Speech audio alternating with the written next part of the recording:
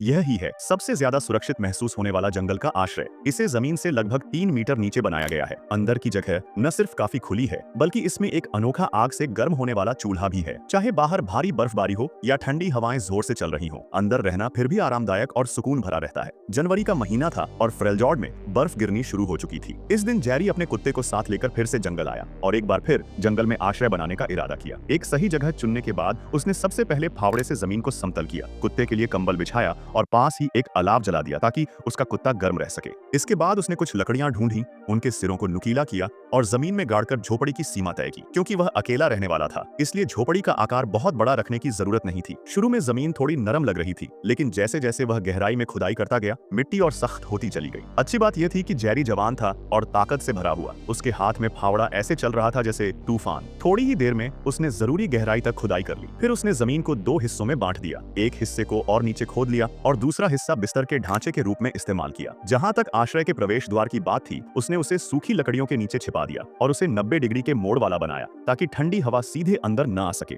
लेकिन अभी झोपड़ी पूरी भी नहीं बनी थी कि आसमान से बर्फ गिरने लगी। तापमान और भी गिर गया। कड़ाके की ठंड से बचने के लिए जेरी ने आग से गर्म होने वाला चूल्हा बनाने का फैसला किया ताकि रात में सोते समय ठंड से कांपना न पड़े। उसने फावड़ा उठाया और दरवाजे के पास चूल्हे की जगह खोदी। फिर बाहर जाकर एक मोटी लकड़ी लाया, उसका सिरा नुकीला किया और सीधे चिमनी के लिए रास्ता बना दिया। धुएं की नली उसने बिस्तर के नीचे से निकाली ताकि आग जलने पर नीचे की गर्मी पूरे कमरे में फैल सके। इस बीच बाहर बर्फ और तेजी से गिरने लगी, लेकिन जेरी ने काम रोकना जरा भी नहीं सोचा। चिमनी ठीक करने के बाद वह अपने कुत्ते के साथ पास ही गया और कुछ बड़े पत्थर लेकर आया ताकि धुएं की नली को अच्छी तरह बंद कर सके। अभी अभी बर्फ गिरी थी और नदी की सतह जमने लगी थी। उसने एक थैले में पानी भरा और उसे झोपड़ी में ले आया। फिर कुछ चिकनी मिट्टी खोदी और पानी मिलाकर गीला किया। मिट्टी को ज्यादा मजबूत बनाने के लिए उसने सूखी घास भी मिला दी, जिससे मिट्टी मजबूत बनी और दरारें भी न पड़े। सालों के जंगल में निर्माण के अनुभव की वजह से सिर्फ आधे घंटे में उसने चूल्हा तैयार कर लिया। मिट्टी सूखने से पहले ही उसने उसमें आग जला दी ताकि चूल्हा सूख भी जाए और धुएं की निकासी भी परखी जा सके। सब कुछ ठीक लगा तो वह तुरंत एक लंबी लकड़ी लेने गया और अपने लिए एक आरामदायक बिस्तर बना लिया। अब जेरी आखिरकार बैठकर आग के पास थोड़ी देर आराम कर सका। थोड़ा दम लौटने के बाद वह छत बनाने के काम में लग गया। उसने मोटे और मजबूत लकड़ियां जुटाई क्योंकि अंधेरा होने में ज्यादा समय नहीं बचा था। पूरे आश्रय को मजबूत रखने के लिए हर लकड़ी